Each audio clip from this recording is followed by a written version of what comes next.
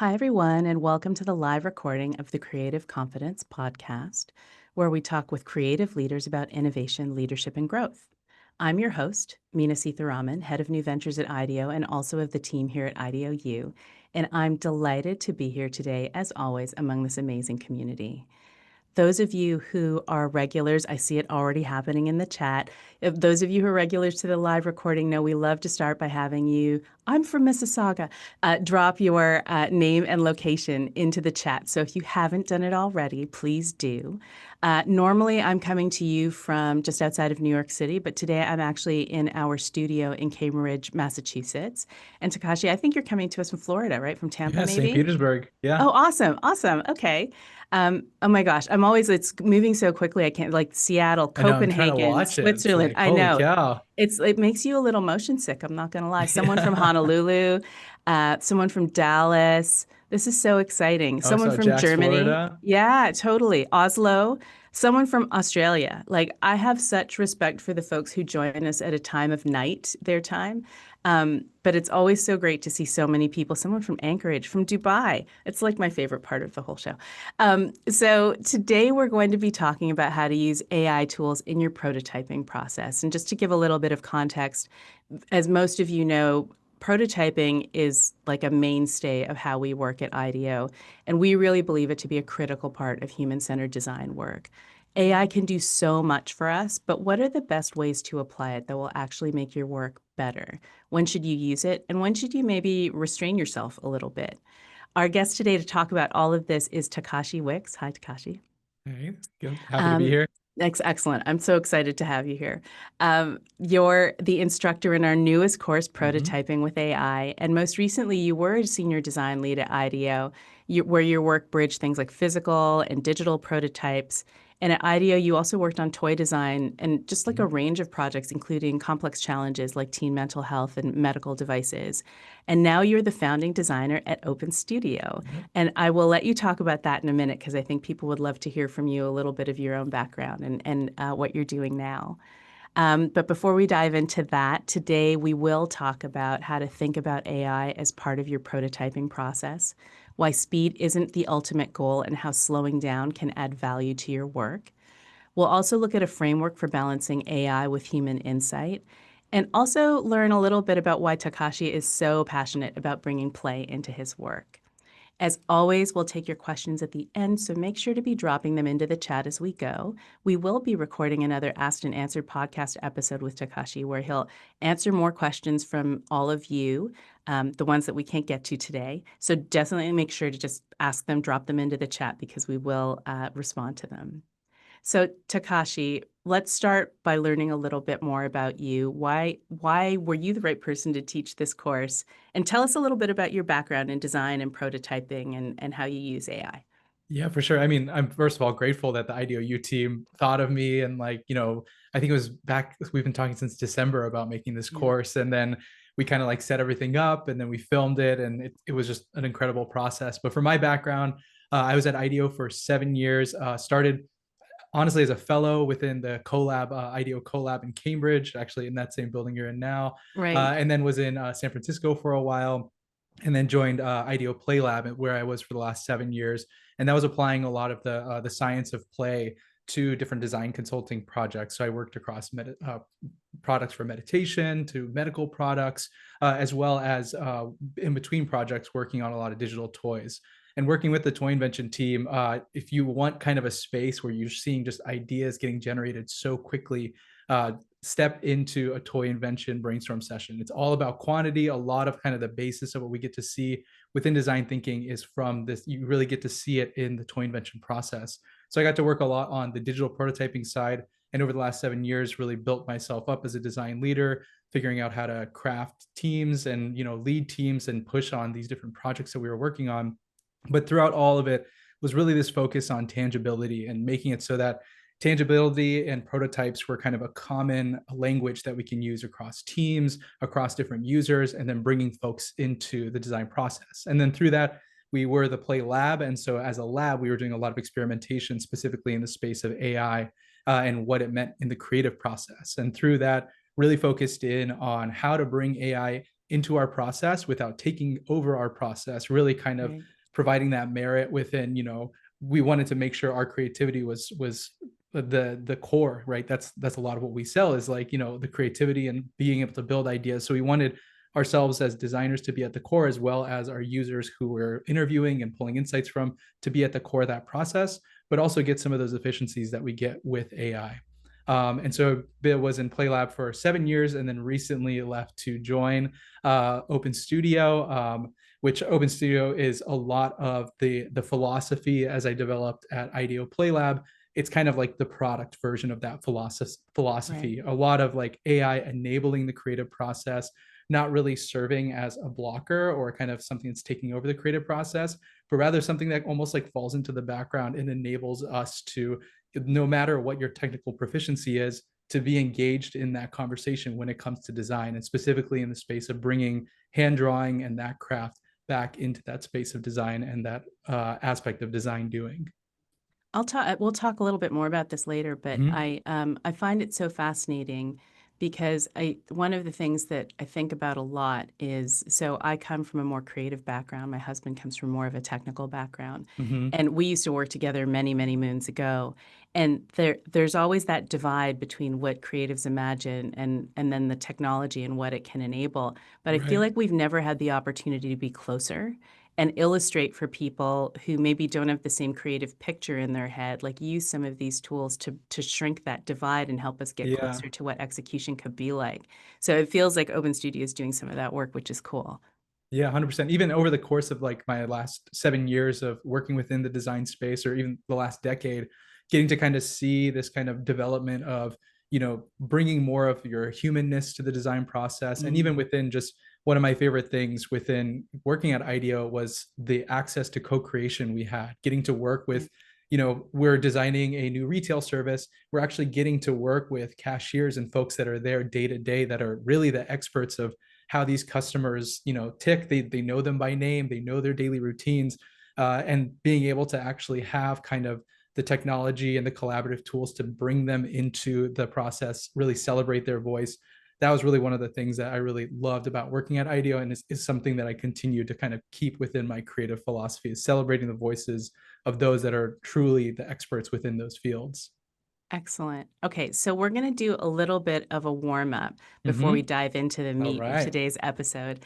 You were talking about things that you loved from IDEO. One of the things I love is this thing we do called creative tensions. It's an Mm-hmm. exercise that when you do it in real life, you're sort of holding tension between two things that seem dichotomous, but maybe actually need to be held together. And so we're going to put up a few prompts on the screen, Takashi, and All go right. through them and have you choose one or the other. This is, even though it's really a both and exercise, for Uh-huh. the purposes of this call, it's not gonna be a both and. You're gonna have to pick one. And we would Okay. love to invite everybody in the chat also to play along with us. And so for each question, just choose your answer A or B. Okay. Once you hear me I'll read them out. I'll see if I can follow those rules. I might break those rules I know slightly. it's designed to be broken, I Yeah. think, but it forces you to really think hard. Okay, so our first one, which is for creative collaboration, AI is best used for either converging on the most promising ideas or diverging into new possibilities. Hmm. Again, I like when I do creative tensions, I like to kind of sit in the middle and Yeah, like of have some kind of course. cool, nuanced response. I think I would definitely go towards two, diverging into new possibilities. I think that it really is like, right. It's that process of creating new ideas and kind of uncovering or looking under stones that we might have not looked at underneath before. I do think AI kind of enables that initial perspective versus the converging on the most promising ideas. I think it has those capabilities, but as we talk about in the course, there's a level of caution that we need to take when it comes to approaching it in that way. Absolutely. So overwhelmingly, the answers seem to be number two in the There you chat go. as well. So that's great, except for Todd, who There's said no right or both. wrong answers on this Yeah, too. There's always good yeah. rationales and creative tensions. I think that's always the part that I find most interesting. Okay, let's go to the next one, which is AI will be most useful for leaders who want to, one, improve what already exists, or two, create what's never been dreamed of. Yeah, I think kind of both. I might again, I'm breaking the rules on this. I do think there's like so much opportunity, like with editing and just getting to kind of put something in and see its reaction. A lot of that, number one, I think. again, I might lean towards number two on this one, create what's never been dreamed of. I think that there's that opportunity of like uncovering different perspectives and kind of like expanding our horizon. And I do think that leaders can use it in that way. I think my favorite answer from the chat was depends on the leader. I was like, Oh, yeah, yeah, that's a good response. there's a human insight right there. Yeah, 100%. See, again, that Okay. nuance. I I love it. know, right? It's great. AI is best for sourcing questions or providing quick answers. I mean, this one I definitely lean towards one. Like you'll hear about it in the course, but Mhm. I think it's a great curiosity machine, and I think Yeah. that that's where like sourcing questions is the best thing, sparking that curiosity and going down those five whys, going down those rabbit holes versus providing quick answers. I still think even like when you get those answers, it should be sparking that curiosity and like pushing you down a different direction versus like treating it as the definitive and right answer, which is metaphorical to this creative tensions of there is no right answer, but right, it's like we're getting to get more prompts and conversations out of this.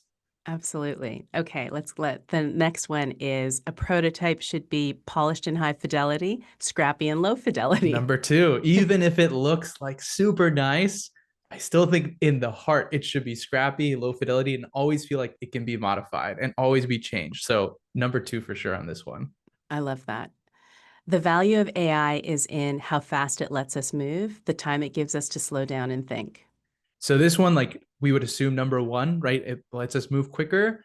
I do think we as designers are still human beings. So I think the advantage is two. It really does kind of provide us that space to get to think more, show up more human, not like fully take a break, but I do think within the space of creative thinking and design, those breaks or those shower thoughts or even that aspect of boredom is something where we actually do get a lot of our creative juice from. So I do think that's the value of where AI can show up in the creative process. Excellent. Okay, I think this might be our last one. All When right. prototyping, it's better to one, generate 100 ideas and find one great one, or two, generate 10 ideas and refine them deeply. I don't want to conflict myself on this one because I think it's a time and a place for both ones. I think within the design process, sometimes you want to go really wide and then kind of find one great idea.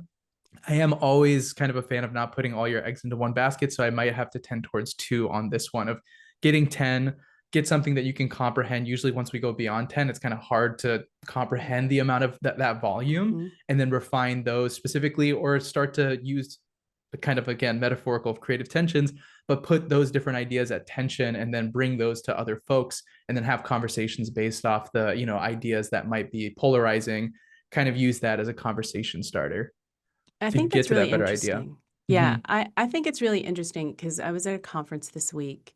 Um, and one of the conversations I had with somebody was actually that uh, I almost bristle at the idea that there's only one right answer. Mm-hmm. And so I feel like number two helps us to explore the notion that there might be multiple right answers so we don't get married to a single idea straight away, which of Yeah. course, like I love all my ideas. I think they're great ideas, right? But the reality is there are many ideas that could be right. And so Yeah. exploring them could be kind of an interesting way of getting to a broader set of possible Yeah, answers. 100%. Because even in this, like I like to always say, like ideas aren't destinations; they're actually vectors, they're Yeah. directions, Oh, I love right? And that. instead of like trying to chase that perfect idea, our ideas are those starting points that we can use to kind of point into a specific direction, and then based off of the energy that a certain idea is getting, that can help push us towards, a direction which is forward, but not necessarily seeking an idea as a final destination. Because anybody that's designed a product or a service or anything knows it's never over. It's always iterating. It's always changing. The environment's changing. The ecosystems are changing. So the ideas themselves also cannot be stagnant, or else they'll fall flat. So we're already surfacing a bunch of the themes that we'll actually explore today, like friction, play, and how to Mm-hmm. keep creativity human. So let's dive into it. I'm going to start a little bit about the course, just because I did see a couple of questions in the chat about what the course is about. So you worked really closely with our team on this new prototyping with AI course. What is it about? How is it different from a lot of the, Learn AI fast courses that you see out on the market right now? Yeah, for this course, I mean, so kind of to give the process right in December, we worked together on the AI workshop, and I was a mentor on that. But then after that, we kind of continued the conversation, and it would just be these hour-long sessions of going back and forth with Ellie, the writer from IDEO, and really kind of like consolidating the thinking and the philosophy there. So actually within the course, it is going to be a little different from other AI courses. We're not going to teach you the best way to prompt, because in fact, as we're kind of seeing, as we've seen in the last few years, right? If in 2022 you focused on like the best way to prompt for those specific models, you would be in a very, it's a very different from what we have today. And so with the course, we really focused on like the mindsets and philosophies and almost translating a lot of the language of prototyping to this new age of AI. Like as we have these tools that are kind of have the potential to take over a lot of our creative process, how do we make sure we're leveraging those tools in ways that are intentional and smart, and not letting them take over the process, but rather enabling us to kind of get that space to think more creatively and think more divergent,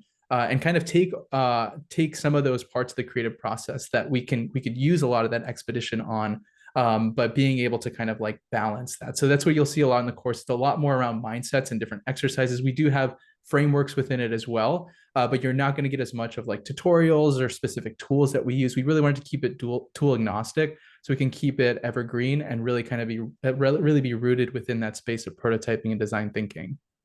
I really like this idea of the adaptable mindset because, to your point, the tools that were available to us, like as short as 8 months ago, are not the same tools as they are now.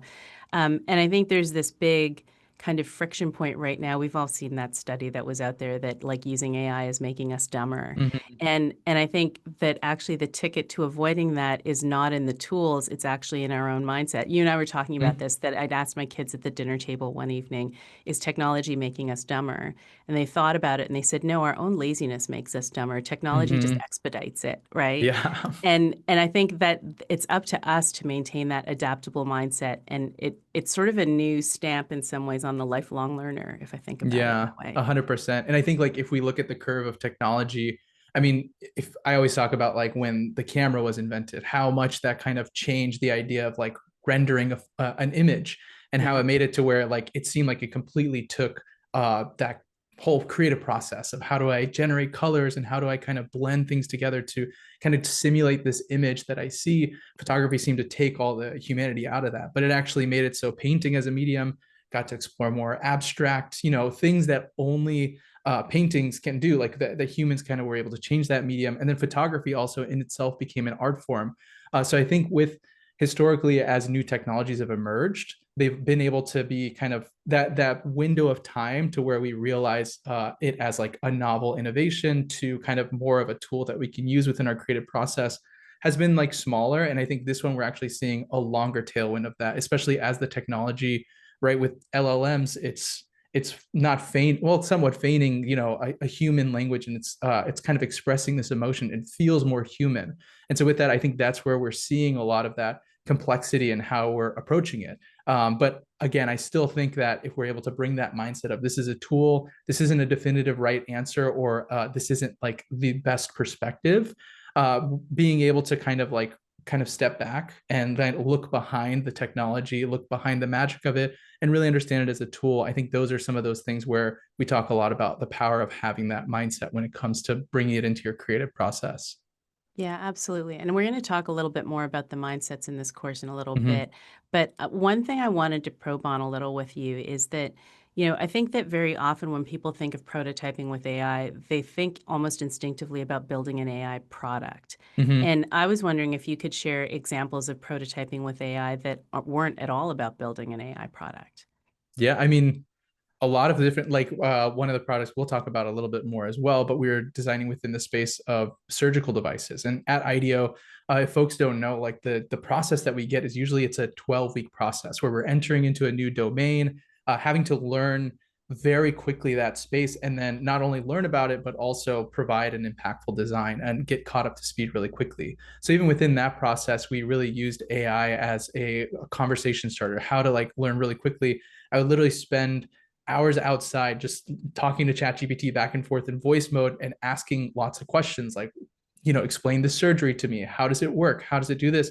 And really kind of leaning into some of those basic questions, so that by week 2, when we were having conversations with real surgeons, I was able to be a level deeper. Some of those quote unquote like dumb questions, I wasn't wasting their time asking those questions. I was able to kind of dig deeper and get into that space of creativity with them. And then even within that process, building journey maps using AI. The initial journey map that we built was, back and forth with ChatGPT, but then that was all in service of then the next week going to that room of surgeons and talking through them, like, let's look at this and let's modify that. And as we went through it, tell me a specific story that happened, and people would be like, oh yeah, that moment, like this is like a specific story that happened and all these things. And those are things that you would only get out of human conversation. And so even if it's not an AI product, there's parts of it that it can kind of accelerate. And we talk a lot about that in the course as well, of how to apply it across different industries. It doesn't just have to even be technology. It can be education. It could be retail services. Really, there's advantages that you can take, but also make sure that we kind of have it in this intentional approach. Yeah, it's that notion of preparing a little more for human moments, but not actually replacing them. It's a Yeah, really good exactly. example of how AI can make you smarter for in the right situation, not dumber. It can make you smart. It can provide you that knowledge, right? But that experience, that's something that we'll always need to go to people for. I want to pivot a little bit and talk about this notion of intentional friction, which we love, of course, Mm-hmm. at IDEO, and I know you're a fan as well. You talk a lot about adding friction into your process on purpose, and I think Mm-hmm. that's a really bold or controversial idea when most conversations are about around AI specifically are about how can I get faster, how can I build efficiency, how can I streamline. So Mm-hmm. why do you think in this particular case that friction is valuable? Well, I think like the friction allows for us to think. Like those moments of pause. I've heard a lot about like the conversation of boredom and how boredom actually is something where it allows for us to kind of have that space to think and kind of ruminate on ideas. And one of the philosophies I really believe in as a designer is produce one thing a day. If you try to produce more than one thing a day, you start to kind of like you have all these different tassels that you're chasing, and it's really hard to lock things down. And so as designers, really it's that space in between the times that we're working that we get to have that time to really ruminate and think upon something. And that's within the design creative process. I think friction in general is something that helps us pace ourselves. I think the relationship with friction and pacing is actually a really important piece, because as we've all experienced it, information, right, can be ingested at a certain rate, and we can turn that dial up. And I think over the last few years we've seen that dial get turned really high, and we're ingesting information as quickly as possible, and we're finding that there's a lot of ramifications to that. Our retention when it comes to that information, the value of that information that we're gaining, is diminishing in the fact that we're not actually able to absorb that. And so friction within experiences, we talk a lot about it within game design, is actually a mechanism that you can use to provide the proper pace. Like think about any video game that you've played, right? You don't kind of like go straight into the action. You kind of have these friction points. You have a boss that you have to beat that kind of meets you at the level of mastery that you're at when it comes to the skills of the game that you're approaching. And so friction as a tool is really able to kind of provide that pacing and make it so that there's a deeper level of engagement, because as you kind of provide these friction, kind of like I like to think of friction as bricks, like these little bricks of friction that you're able to overcome. With every time that you overcome a certain level of friction, you actually get a sense of reward from that. And so with that, that's where we actually can get a deeper level of engagement, because we kind of provide this feedback loop of kind of having a conflict or some form of friction, being able to overcome that, and then providing a reward. Other than if we just pure reward all the time, it's kind of that yin and yang. You actually don't see that perceived value when it comes to that. I feel like an example of this is that wait, wait, wait Mm-hmm. game. Can you talk a little bit about it? I think Yeah, it's a for fun sure. example. Yeah, that was a fun. We had this idea of like IDEO playables where we wanted to communicate some of these different game design or science of play ideas through interactive experiences. And so, wait, wait, wait was actually a quote unquote. I can kind of go through it of like how we actually used AI to actually develop the initial idea, but over the course of time building out that game. And so you can play it. It's available online, but it's a really simple game. Like you just wait a second, you move your cursor from left to right, you move a circle from left to right on the screen, and then you win. And then you go into the next round, and now it's 2 seconds, and now it's 3 seconds. And so, really, at its core, it's this game of patience. So, you can win the game, you can get a really high score by just sitting at your computer going left to right, and that's it. But the additional twist that we added was you can actually add friction to it. So you can control as a user, you can control the level of friction that you have, and then you start to get these different barriers. And as you go higher in the level of friction, the game actually becomes way more difficult. And we really wanted to do this experiment to see like, would people ever modify the friction, change it? And we saw that folks were completely ramping up the friction or finding kind of like, once they ramped it up too high, though, they actually found that they weren't able to progress in the game. So you actually see them after a few failures kind of change their strategy, either changing the friction or changing the way they're approaching the game. And my favorite thing about that game was folks would start to come up to me and say like, hey, like, I was able to hack your game. Like I was able to figure out like the golden way to like get the most points. Like, so your game is broken. And I was like, no, that's exactly the point. Like this is Right. the process is literally moving your cursor from the left side to the right side of the screen. And because we've added friction and this system to it, and there's a lot of other mechanisms of play of progression and points that you actually see within that experience as well. But all of those elements make it so a task that's as simple as moving your cursor from the left side of the screen to the right side of the screen becomes something that's so engaging that we can think critically of, that we can have a strategy about how we're actually approaching it. That's really where the power of friction can show up, even in such a simple task. Yeah, we're such big fans of friction and tension in the work that we do because it really helps you to contemplate many possible outcomes. So I love Mm-hmm. that we hold place for those things. I wanted to talk though a little bit about there's a framework in the course that I think is really interesting. It's the Director, Curator, Craftsman Mm-hmm. framework, and maybe you could talk a little bit about like what that means. And then we might dive into one of those particular mindsets. Yeah, for sure. Yeah, and you can see them on screen now. Yeah. Yeah, we this really came out of like us diving into what are some of the mindsets when it comes to bringing AI into the creative process, right? Let's talk about like us being at a round table and AI is there, and we as designers, as humans are there. What are the ways that we can be showing up where we're showing up the most impactful within that process? And so with that, we kind of broke it down into the director, the curator, and the craftsman. So as a director, you can think of it as kind of like think of it as like a film director, as somebody who needs to be able to articulate their vision to a party of people to execute on that vision. So we talk a lot about this on the course as well, but this is really the key skill you're bringing in is that imagination side, as well as being able to communicate that imagination. And today, within that relationship with AI, we see this a lot as prompting. Folks like the folks at Open Studio are trying to push it beyond just simple prompting and finding out other ways to kind of break this communication barrier. But really, at the core of it is having that vision and really exercising your imagination, your ability to kind of create these visions in your head, and then being able to translate that over to the AI or even with other folks and other collaborators is a really important key.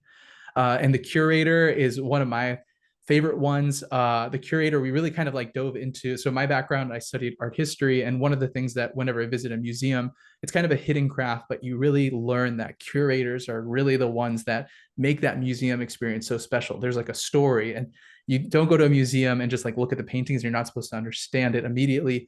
You might feel something, but through kind of like the exposition and through some of the placards, that's where you actually learn about the piece, and you kind of see the amount of creative craft that's gone into just the juxtaposition of different paintings. And so with that, with the curator, and as a creative within the AI space, I like this metaphor of we are now curators of a museum that has every image possible in the world, right? We can display anything, like who cares? We can display images of dogs, apples, whatever, like things that folks have never imagined before. And we have this infinite resource, but it's meaningless. Like we found that where it's like if you're viewing everything all at once, it actually becomes muddied and noisy, and you actually lose a lot of that. So one of the human crafts that we bring within the creative process and we really should exercise is this act of curation, of being able to take this infinite resource and then selecting, again, back to those 10 ideas, like what are the select few that I can then pick, and then I can put in an order, I can juxtapose next to each other, and then provide some kind of meaning and interpretation of. And my interpretation as a person of these curated pieces, how do other folks resonate with that interpretation? Do they kind of find the same interpretation? Does their perspective actually bring something new? So curation and that interpretation side is actually like a really big piece of how we as designers and as people can show up within AI and the creative process. And then the final one is Craftsman. One thing I wanted to mention earlier is like with the kind of age that we're at within AI, we're seeing all these tools, and we haven't really seen somebody kind of take over and like be the sole, monolith of the product that, is able to kind of have the creative process from end to end. And so as the craftsman, I've actually seen a lot of the creatives that are experimenting with AI. They'll say, oh, I use, this tool for this part of the process and this tool for Mm. this. And there's actually been this really nice redevelopment of taste that we've been seeing. And so with that, that's the idea behind the craftsman, is actually kind of stepping back from being inside the tool and actually evaluating the AI tools, similar to a craftsman deciding if a certain saw or a certain hammer is the right thing for the job. It's actually having that diversity of different tools and understanding which tools work best for what specific task.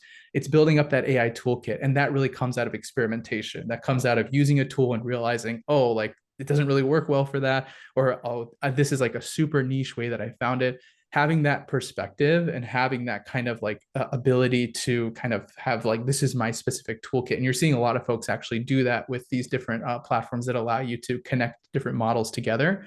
You're seeing this kind of taste and this craftsman side really showing up within how AI is showing up in the creative process. Yeah, I think these are really good examples of how technology and humanity come together, Mm-hmm. right? I think of, as you were talking about the curator and the craftsman, I really was thinking about this notion of taste and judgment that people Mm-hmm. bring to the equation, right? And this has always been true. Like I used to work in advertising, and there was no creative team who would show up to a client meeting with every single idea that they would Right. pin to a foam Exactly. core board. That's just poor judgment, right? Mm-hmm. And a client would know that and would feel like you didn't have respect for the brief. And Mm-hmm. so there's no reason why we have to leave those skills behind. AI can be the creative team that you work with that generates a whole bunch of ideas, but it's still like incumbent upon you to sort of help people make sense of that abundance, right? Abundance Yeah. isn't necessarily quality, or it isn't necessarily the outcome that you want. Yeah, and there's this. I think it's also kind of this notion that we have around artistry, around this Mm, idea yes. that artistry truly comes from like one sole visionary, and they're the visionary that then it has the technical skills to render an image and kind of create that vision of life. When you actually like dive into your favorite pieces of art, you'll actually see there's a lot of folks that are involved. Sometimes, some of the folks that are super experts are able to kind of be minimal, but that's like a handful of folks. Most of those kind of like beautiful human pieces that we deem as art really come from actually collaborators across different places and different perspectives coming together and kind of communicating it and using their specific skills to bring that vision to life. But it rarely comes from like one sole individual. So I think that's one other thing to come across when we think about how AI shows up. Like if we think of collaboration as a roundtable, what seat is AI showing up as, and how do we kind of keep the other folks that are bringing their perspectives at that table with us? Mm. Actually, I really like that. AI has a seat at the table, but it isn't the table, right? Yeah, and it's also like, yeah, it's not the table, and we talk about it in the course as well. But we actually say, if you're sitting across, when you like think of like when you're at, I really love like going back and forth with different designers and like just kind of really bouncing ideas off. And we have this rule within the play lab of brainstorming where it's always this yes and perspective of you're building off of other folks' ideas. And usually those ideas actually end up being the ones that move on through the creative process because it's the ones that kind of have this like different perspective and have been built upon. And so I really like to think of that the creative process as like a round table. And we don't want the creative process to become a smaller, bar stool where it's just us sitting across from AI and going back and forth and getting this validation. It removes some of the richness. And so those are some of those things where it's like these intentional acts and intentional kind of barriers you can put to make sure that as there's some tendencies that we might have of bringing AI into the process of shrinking that table, but there's things that we can do as creatives to make sure we're keeping that table and those seats open for other folks to be showing up and communicating and celebrating their voices. Yeah, I think that's excellent, actually, to make sure that you're kind of getting the full range of voices. Mm-hmm. I'm going to keep us moving because I'm Mm-hmm. getting the like we're running out of time already. Yeah. We could talk all day. We've missed you at IDEO, so it's really nice to be able to chat with you Yeah, it's good today. to be back and chat with y'all. So we talked about friction, and I Mm-hmm. wanted to talk about play because you're really passionate about bringing a playful approach to the work and integrating the science of play into what you Mm-hmm. do. So why do you think it is so important, particularly in this age of AI? Well, I think like with AI, like we've been given this narrative of like a lot of folks have to like adopt we've a lot of us have gotten the task of like, hey, this AI thing is taking off.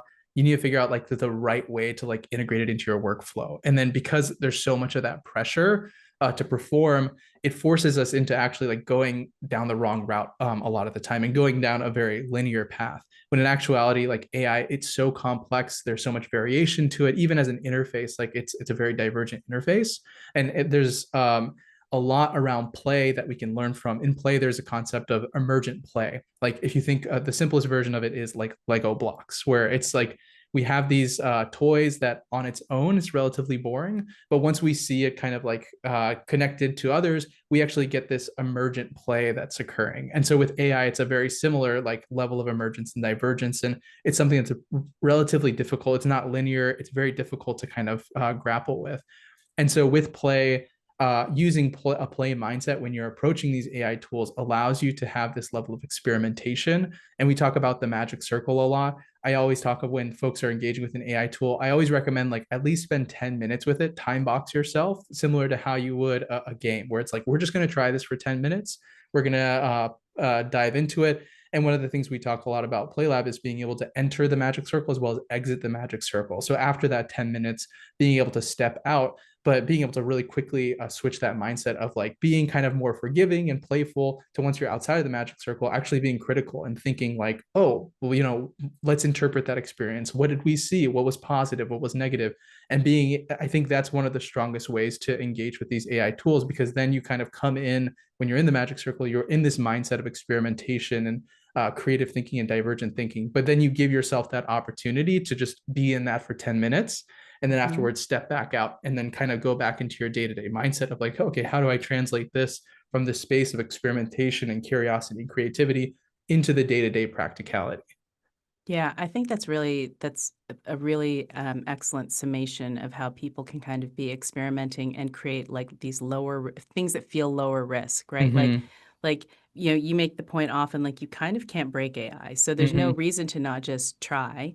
Yeah. And I love I was at a different conference where somebody was saying, everybody in my company is wasting resources because they're like making dumb pictures with AI. They're not using it for their jobs. But that's how we adopt every new technology. Like Right. how many people got their parents online and then suddenly just got texts like of cat pictures? Like Yeah. that's low risk and it feels like a way to experiment that feels fun and doesn't feel like it'll break anything. And I think that one of the things that's interesting about it is that AI arrived on the scene, and for most of us, it arrived in the workplace. And so Right. it suddenly felt higher stakes. But you're saying actually it doesn't have to be. You can give yourself the space to explore that Yeah, in a fun exactly. way. Yeah, and when you see those kind of like that engagement through play, we actually kind of like get lost within it, right? And we get to kind of like be like, oh, what if it could do this or what if it can do that? And as somebody who now with Open Studio is designing AI software, I like we need users to be thinking in that way, because as these technologists, we can dictate the starting point and like certain models. We can't dictate what folks, what direction folks will take with it. And so it really does require this experimentation and this level of play and curiosity to push these tools to the level of what they can do. And that's where that emergent play really comes from. It's like giving yourself that mindset to kind of I talk about how within like the early days of AI, within child psychology, we talk about like the first, like you start with object play. And that's like when Right. a toddler or a kid will like bang around a plate to really kind of understand what the limits of it are. And we're actually seeing ourselves kind of exit that object play and start to enter into social play, collaborative play, cooperative play, and definitely like read up on these different like play patterns. But I see us starting to kind of push forward on that. And I do think that because a lot of these generative AI tools are a space of creativity and like creating, assets or creating different ideas. I think it's a pattern that's worth looking at and then kind of helping to see like what is a way that we can kind of push this and ride this wave into a specific trajectory. So we're coming up on our Q&A time, but Mm-hmm. we've been very sort of positive about the ways of Mm-hmm. using AI. But I do want to share. I'll ask this question, and maybe we can do a quick answer. Um, I want to talk a little bit about what AI misses, right? So Mm-hmm. some people use AI to simulate users, for example, in their research and prototyping processes, asking it to act like a customer or a particular persona. What's Right. your take on that approach? Well, I think that there's a lot of design researchers and like folks that have that craft within that space that will articulate this better than I can. But one of the things that I really love that we discovered with the course was this application of the say, think, feel, do Mm. mindset, right? Like we talk about, that's the historically strong design research kind of mindset of when you're interviewing someone, you want to focus on what they're saying, but also what they're doing, right? Not just only on what they're saying, but being able to see their actions. How are they behaving? So that's a say do, and that's all in purpose of understanding how they're thinking and also understanding how they're feeling. If we treat that as like a very scientific formula, right? Say, think, feel, do, large language models are literally trained on the say portion of humanity. It's trained on the language. It's trained on things that have been articulated and emotions that have been articulated into books or articles or pieces of data that can be ingested from a say perspective. But and so I think that's where I really try to advocate for always going out and seeing, using it as a source of questions, but not necessarily as a source of answers, because you're only getting 1/4 of that pie chart there. You're only getting what folks are saying and not necessarily getting that chance to dig deeper into what they're doing or what their actions are. And then also you're getting kind of the most general kind of pattern, right? It's like the large language model is kind of like building patterns out of noise, and so you get this relatively standardized response.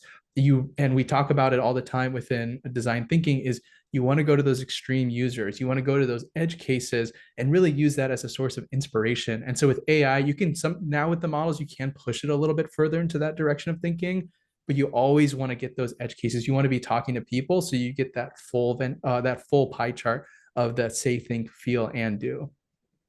That's excellent. All right, I'm going to do some quick takeaways, and then we're going to take a Mm-hmm. couple of audience questions. All right. So use AI to explore, not just to automate. Um, the idea, I love this one actually, adding intentional friction, slowing down can help to make creativity richer. And Mm-hmm. one of the lines that you said that I really liked was this idea that friction allows us to think, and that's very human. Like we should actually do that, and so we're problem solving. Um, Thinking about those three mindsets, cycle through director, curator, craftsman to stay grounded and creative. So make sure that you're not getting too caught up in one area or another or focusing too much on prompting, for Oh example. yeah. Mm-hmm. And I really think the takeaway there is like exercising taste and judgment. There's so much that can be done there. And then having a playful mindset can build confidence and curiosity. And that, you said it at the top of the podcast, right? That curiosity is really mission critical for us as Mm-hmm. people who design things. Yeah, exactly. All right, so I'm going to ask a few questions. Well, probably only one or two, Okay. but that's okay. We'll do an asked and answered, and we'll be able to take all of the questions. So, Yeah, definitely. Margaret actually asked if she'd like to understand how to keep prototypes learnable, if there are real Mm-hmm. examples of how AI tools are reshaping early stage design work. Well, I think we see it within a lot of like how we're approaching brainstorming. Like we see AI being used in that space a lot. I think for a few examples, actually one example we didn't bring up, we bring up in the course. We were doing a study with teens. We were doing the Gen Z, Gen AI work, which you can actually read up on at IDEO.com as well. But within that, we used AI within our process. We were actually specific. That was an AI product that we were focused on, was studying like teens, what the sentiment was within, I think it was 2023, Right. towards generative AI. And then within that process, I would highly recommend kind of going through the article because it dives into it deeper. But one thing I loved about it, it really shows how we as IDEOers were using AI within our creative process. And at the beginning, we focused in on like actually trying to build a technical prototype, like building a GPT that would respond to the teens and the teens can interact with it. And we actually found that there was just the technology became a distraction. And so we actually used AI to generate, we had different product ideas. Does AI within the creative process show up more as like a curator, or does it show up more as like an executioner, like being able to build something really quickly?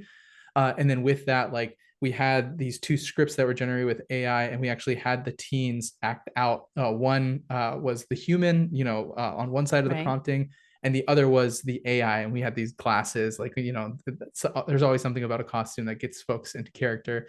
And then they would kind of go back and forth through this script of this specific, how this product or how this kind of like character of AI would respond, and then they reacted immediately to it. They were able to kind of have an emotional response to it, and that was able to help us better understand what kind of AI we wanted to be designing. And even to the point where they were taking pencil and paper and they were like marking out like, I wish it would have responded like this, or I wish it would have said that. And so within that feedback, we weren't using AI at all, but we were able to get these really nuanced emotion based responses that were able to help us design even better within our prototyping process. That yeah, I found that case study actually to be a really fun one, for lots of reasons, but all of the ones that you mentioned.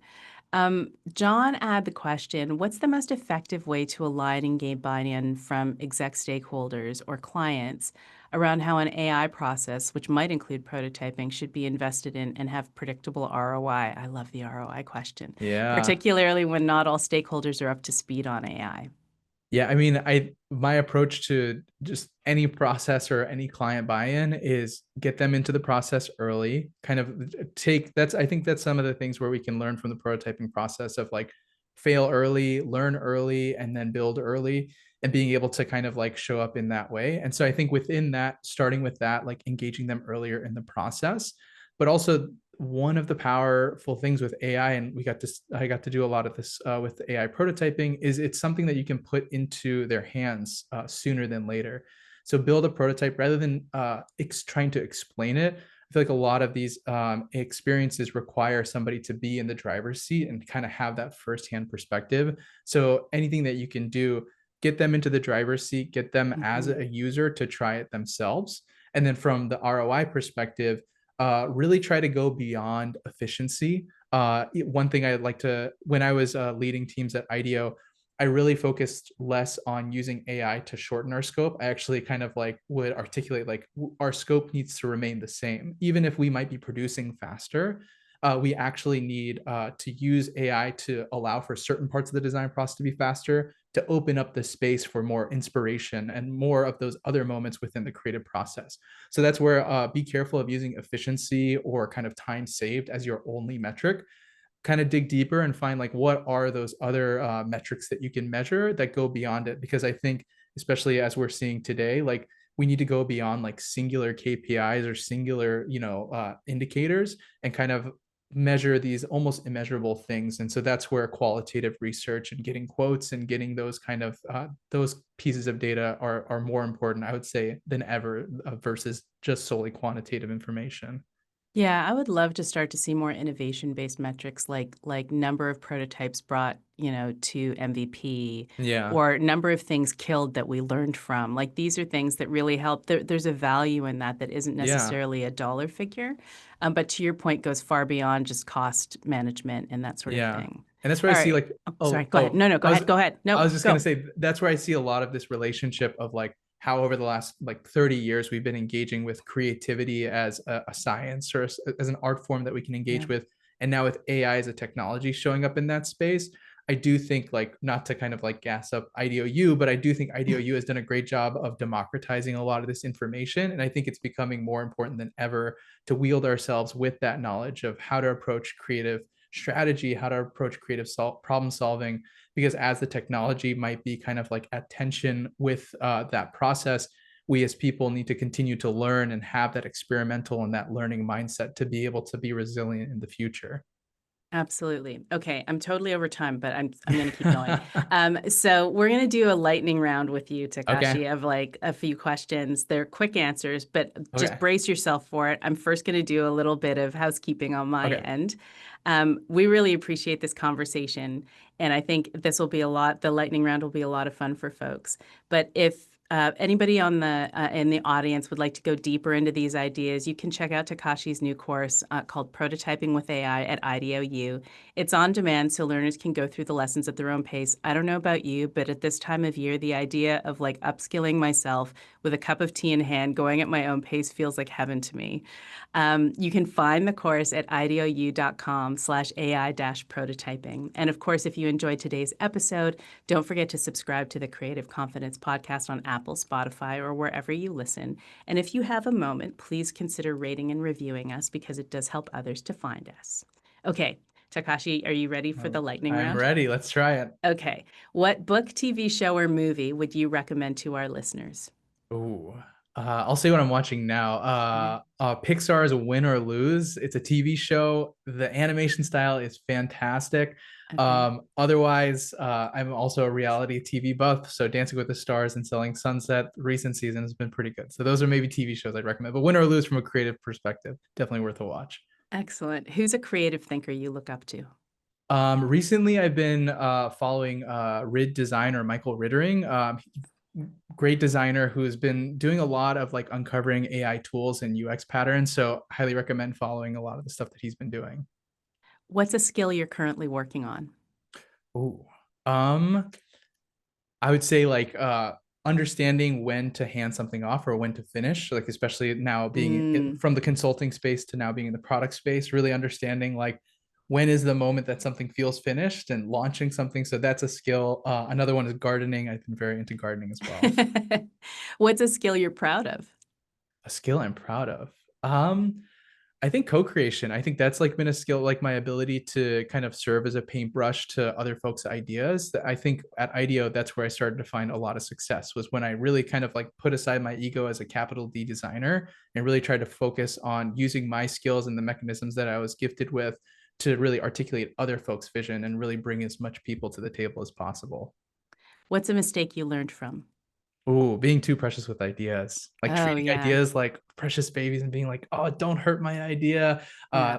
It's you got to be sacrificial sometimes. You got to be willing to let it go, and then again, invite folks into that process. Yeah. We have to stop behaving like our one good idea is the only good Yeah, idea we'll it's ever not, have. and it's not. Yeah. It's the idea of today. You're capable of thinking of more ideas as well. How do you build your creative confidence? Ooh, surround myself with folks that I just like have a strong creative energy and also that are not like don't deem themselves as creatives. Like I love like finding inspiration from folks who aren't designers and folks, engineers and different folks. And I think like just surround yourself with different perspectives. That's how I build my creative confidence. And this is the question that we ask everybody at the end of every episode. What advice would you give your younger self? Ooh, that's a good one. I need to think on that a little bit. Advice to give my younger self. I mean, I think it's like always like lean into the ability to articulate a vision or articulate an idea and then never be afraid to share your ideas because ideas die in the dark. They require that light and they require that exposure in order to grow and they require other people to grow. So sharing ideas is how ideas thrive. So as my younger self, as a young designer, I started IDEO pretty young. I would say share your ideas, never be afraid to kind of bring your perspective to the table because it's a perspective that nobody else will be able to bring. That's excellent advice for us all. Thank you for joining us today. It was really Of nice to course. chat Thanks with for you having again. me. And I'd like to thank everybody in the audience for joining us as well. And we will see you all next time on Creative Confidence. Awesome. All right. Appreciate y'all. Thank you so much. I'll catch you later.